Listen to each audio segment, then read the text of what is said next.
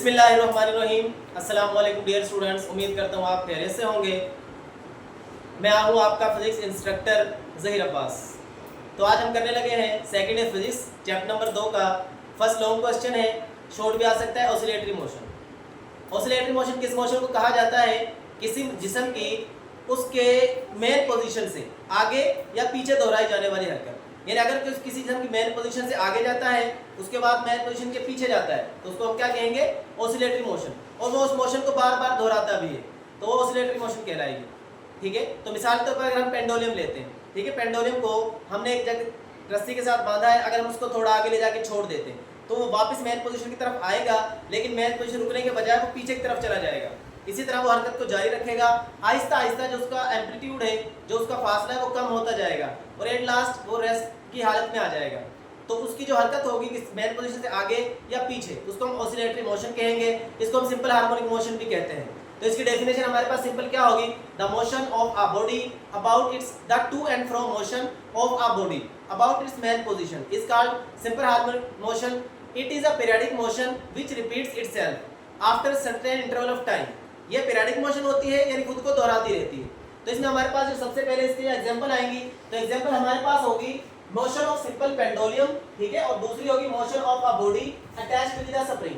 कि अगर हम सिंपल पेंडुलम की हरकत पर गौर करते हैं, देखो सिंपल पेंडुलम क्या होता है? एक जिस्म होता है भारी, गेंद भी आप लगा सकते हैं या बॉब, ठीक है, जो एक रस्सी के साथ जुड़ा होता है जिसकी लंबाई L है और रस्सी का जो वेट है वो तकरीबन ना होने के बराबर होता है। बारीक सी रस्सी ले ली, अगर आप इस पर जब ये मेन पोजीशन पे है तो इसका फासला कितना होगा?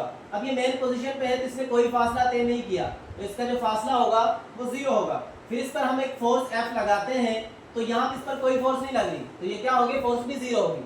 अगर हम इस पर एक फोर्स F लगाते हैं, यानी हमने इस पर फोर्स F लगाई तो इसने फासला तय किया, तो यहाँ पे हमारे पास जो मेन पोजीशन पे था तो फासला 0 था। अब इसने जो फासला तय किया हम उसको कहेंगे x2 और वो बराबर किसके है? x के।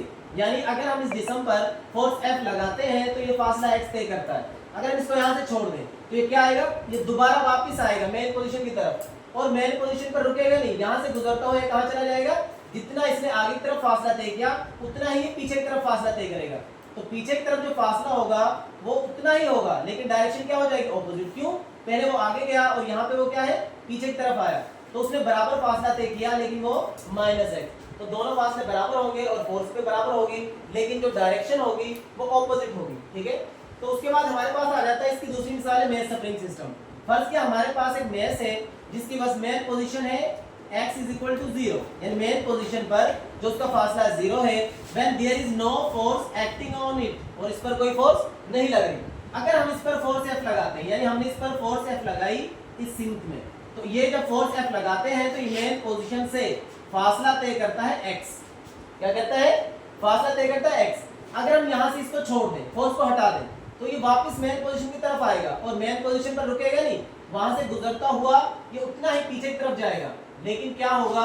डायरेक्शन हो जाएगी ऑपोजिट। तो हमारे पास जो डिस्टेंस होगा वो -x आएगा। ठीक है, यानी अगर हम किसी जिस्म पर फोर्स F लगाते हैं तो फासला x तय करता है। जब हम इसको छोड़ देते हैं तो ये दोबारा आएगा वापस मेन पोजीशन की तरफ। ठीक है, और जिस फोर्स से मेन पोजीशन की तरफ आएगा उसको हम कहते हैं रिस्टोरिंग फोर्स। रिस्टोर करना, किसी चीज को वापस लेके आना। तो ये जो फोर्स जिस फोर्स से वापस आएगा मेन पोजीशन की तरफ, इसको हम रिस्टोरिंग फोर्स कहेंगे। ठीक है, तो उसके बाद हमारे पास आता है इंस्टेंटेनियस डिस्प्लेसमेंट। मतलब हमने बॉब को फोर्स F लगाकर इस पोजीशन पर लेके गए, इसने फासला x तय किया, हम इसको छोड़ देते हैं, तो छोड़ने के बाद ये क्या करेगा? मेन पोजीशन की तरफ आएगा और अपनी हरकत को दोहराता रहेगा यहाँ तक कि ये रेस्ट की हालत में आ जाए। तो हम किसी भी लम्हे उसको मेन पोजीशन से उसके फासला मापते हैं, उसको हम क्या कहेंगे? Instantaneous displacement. The distance of a body from its main position at any instant, यानी किसी भी लम्हे, इस कॉल्ड इंस्टेंटेनियस डिस्प्लेसमेंट। तो उसको हम इंस्टेंटेनियस डिस्प्लेसमेंट कहेंगे। दूसरा हमारे पास आता है एम्पलीट्यूड, यानी अगर हम इस जिस्म पर फोर्स F लगाते हैं और इसको हमने टोटल फासला तय किया यहाँ तक, तो आप इसको x0 भी कह सकते हो। ठीक है, इसने जो टोटल फासला तय किया, यानी हम इस जिस्म को जितना दूर लेके गए तो उस टोटल फासले को एम्पलीट्यूड कहा जाएगा। ठीक है, और वो मेन पोजीशन से आगे भी उतना ही होगा और मेन पोजीशन से पीछे भी उतना ही होगा। तो चाहे आप इस साइड का टोटल फासला ले लें, चाहे आप इस साइड का टोटल फासला ले लें, तो मजमूई तौर पर जो डिस्टेंस होगा उसको हम कहेंगे एम्पलीट्यूड। तो इसकी डेफिनेशन क्या होगी? The total displacement covered by a body total फासला जो एक जिस्म कवर करता है एट अदर साइड, किसी भी तरफ, फ्रॉम मेन पोजीशन, उसकी मेन पोजीशन से, इज कॉल्ड एम्पलीट्यूड। तो उसको हम क्या कहेंगे? एम्पलीट्यूड कहेंगे। ठीक है, तो इसके बाद हमारे पास आ जाता है वाइब्रेशन। अच्छा, वाइब्रेशन किसे कहते हैं? अब एक जिस्म यहां से लेकर हम यहां लेके गए, ये वापस आया, पीछे की तरफ गया, दोबारा इस पोजीशन तक आया, तो इसने एक चक्कर मुकम्मल कर लिया। तो एक चक्कर मुकम्मल करना क्या कहलाता है? वाइब्रेशन। तो इसकी डेफिनेशन क्या होगी? A complete round trip of a body, a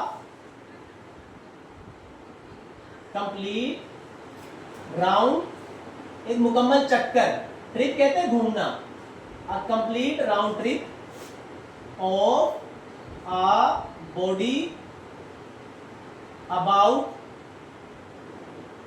its main position, यानी एक मुकम्मल चक्कर लगाता है अगर कोई जिस्म अपनी मेन पोजीशन के गिर्द, इज कॉल्ड वाइब्रेशन। उसको हम क्या कहते हैं? वाइब्रेशन कहते हैं।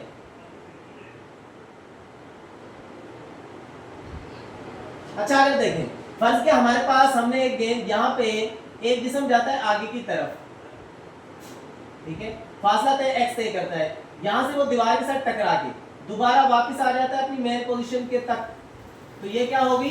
एक वाइब्रेशन। इसके बाद हमारे पास आएगा फ्रीक्वेंसी।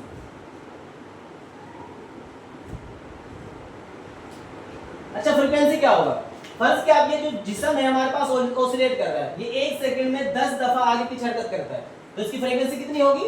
10 होगी। यानी एक सेकंड में किसी जिस्म के चक्रों की तादाद, मेन पोजीशन से आगे पीछे एक सेकंड में जिस्म के चक्रों की तादाद को क्या कहते हैं? फ्रीक्वेंसी कहते हैं। तो इसकी डेफिनेशन क्या होगी? The number of vibrations, the number of vibrations of a body in 1 second, in 1 second is called frequency। तो फ्रीक्वेंसी हमारे पास क्या आती है? टोटल चक्रों की तादाद एक सेकंड में। तो अगर हम इसका यहाँ पे यूनिट लिखते हैं तो हमारे पास यूनिट इसका होता है हर्ट्ज, तो फ्रीक्वेंसी का यूनिट, ठीक है। उसके बाद हमारे पास आता है फार्मूला, तो जो फ्रीक्वेंसी है वो किसके बराबर होती है? तो इसका यूनिट हमारे पास होता है हर्ट्ज, यानी एक सेकंड में टोटल चक्रों की तादाद को फ्रीक्वेंसी कहते हैं, और उसका यूनिट क्या होता है? हर्ट्ज होता है, और फार्मूला क्या है? 1/t, ठीक है। तो इसके बाद हमारे पास आ जाता है टाइम पीरियड।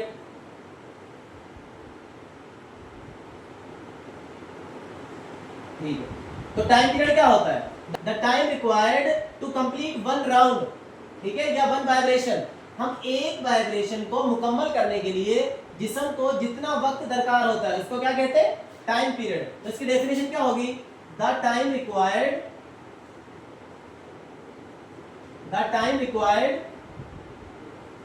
टू कंप्लीट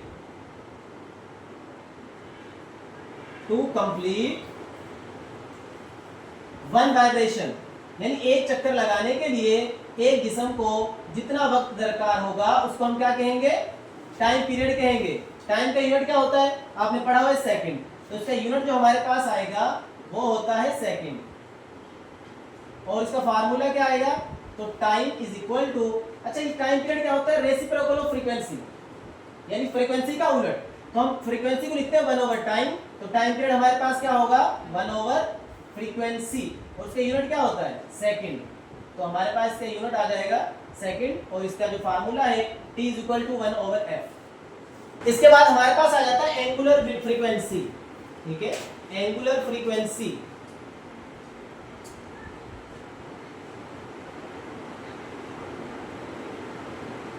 तो एंगुलर फ्रीक्वेंसी हमारे पास क्या होगी? The angular displacement per unit time, कि अगर हम फासला एक सर्कुलर रास्ते पे, क्योंकि अब देखिए पेंडुलम हरकत करेगा, तो ये कैसे करेगा? एक गुलाई की शक्ल में, तो हमारे पास क्या आएगा? The angular displacement per unit time.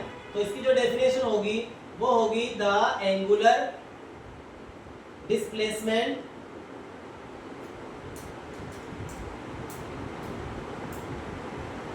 Per unit time. यानी अगर एक जिस्म एंगुलर डिस्प्लेसमेंट कितने वक्त में तय करता है तो उसको हम कहेंगे एंगुलर फ्रीक्वेंसी। इसको हम जाहिर करते हैं ओमेगा से, इसका फार्मूला ओमेगा है, ठीक है। तो इसका जो डिस्प्लेसमेंट होगा उसको हम थीटा बाय टी, ये इसका फार्मूला है।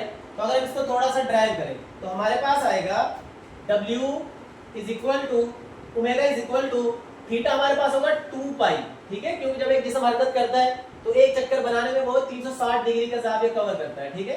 तो टाइम हमारे पास t है, तो हम इसको थोड़ा सा सिंपलीफाई करते हैं अगर, तो 2 पाई 1/t हमने लेदा लिख लिया। अब पीछे हमने क्या पढ़ा था, 1/t किसके बराबर होता है, फ्रीक्वेंसी के। तो W इज इक्वल टू 2 पाई और साथ में क्या आ जाता है f। तो ये हमारे पास एंगुलर फ्रीक्वेंसी का फार्मूला आ गया। देखिए बेटा, इसके बाद हमारे पास आता है हुक्स लॉ। हुक्स लॉ क्या है कि आप किसी जिस्म पर जितना फोर्स लगाएंगे, आप किसी जिस्म पर जितनी ज्यादा, आप इसको देखें, थोड़ा सा हरकत आगे लेके आते हैं, कम फोर्स लगाएंगे तो थोड़ा फासला तय करेगा। अगर आप फोर्स बढ़ाएंगे, आप यहाँ तक लेंगे तो फोर्स भी ज्यादा लगानी पड़ेगी, ठीक है, तो फासला भी ज्यादा तय होगा।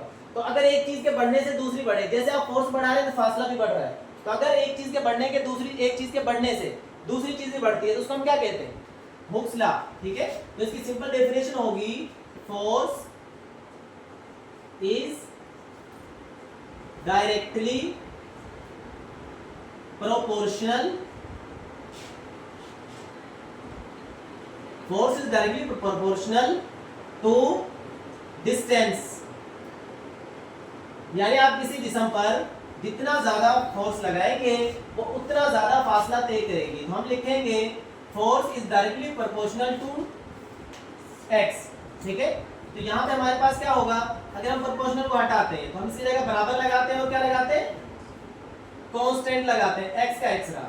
तो आपके पास आएगा f is equal to kx, ठीक है। अब यहाँ पे आप माइनस का x भी लिख सकते हैं, जमा का भी लिख सकते हैं, ठीक है।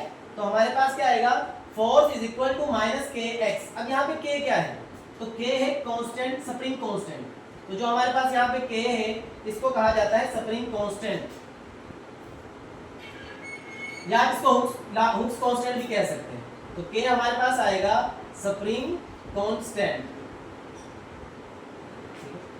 तो ये हमारे कुछ शॉर्ट क्वेश्चंस थे, लॉन्ग क्वेश्चन भी आ सकता है। उम्मीद करता हूँ आपको समझ आ गई होगी। अगर समझ आ गई हो आप चैनल को सब्सक्राइब करें, लाइक करें, शेयर करें और अच्छे से कमेंट करें।